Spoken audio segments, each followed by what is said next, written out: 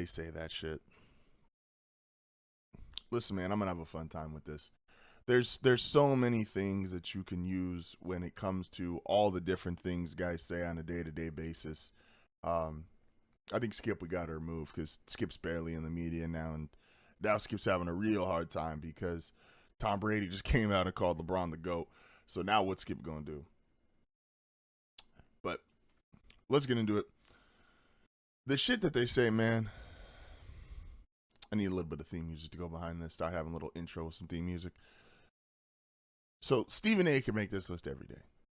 And that's just the reality of it. But I want to say something that was egregious. I could do the entire ESPN NBA halftime, which was, let's put Bob Myers, who has reasonable and rational opinions, and you can tell actually had to do the job of grading and evaluating talent and build a team and, actual basketball front office things. Let's put him next to Kendrick Perkins and Stephen A., who are just going to yell obscenities throughout the entirety of halftime and say, you know what, so-and-so didn't play well enough. Like, that's all they look for, guys. They look at a box score, and they just want to go, who struggled more? You just pick up paper and go, you know what, who was the worst player in the series? Boom, that's what I'm going to talk about. And that's why that was just, it was atrocious. The entire halftime was atrocious. But his worst take from this last week, it's supposed to be from the day before, but this worst take from the last week was that Giannis is disappointing if he only ends up with one championship.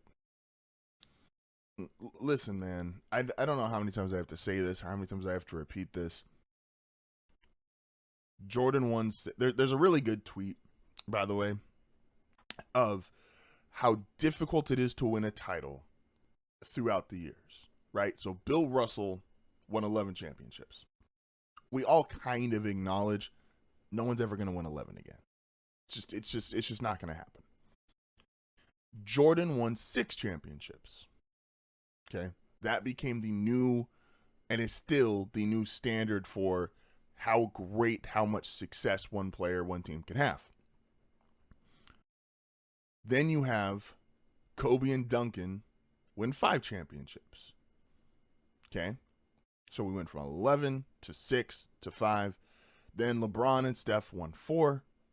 And now we're in an era where everybody's just winning 1. Which uniquely is making 1 a little less impactful, because when one guy's dominating and he's winning all these championships, it's like, okay, he's clearly the best in the league. He's clearly the best of this generation. He's winning all the titles. Steph, LeBron, Jordan,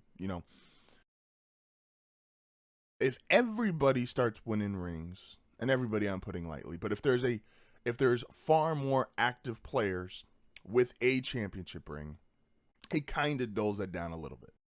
But it then makes such a heightened importance on 2 titles.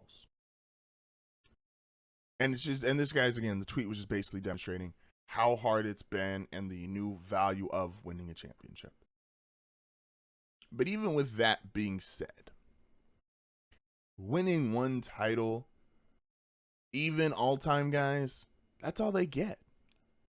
Hakeem won 2 in the year and a half Michael didn't play. I know Michael came back at the end of the second one, but it was such an important 2 because Michael wasn't himself in the league or just was out of the league entirely.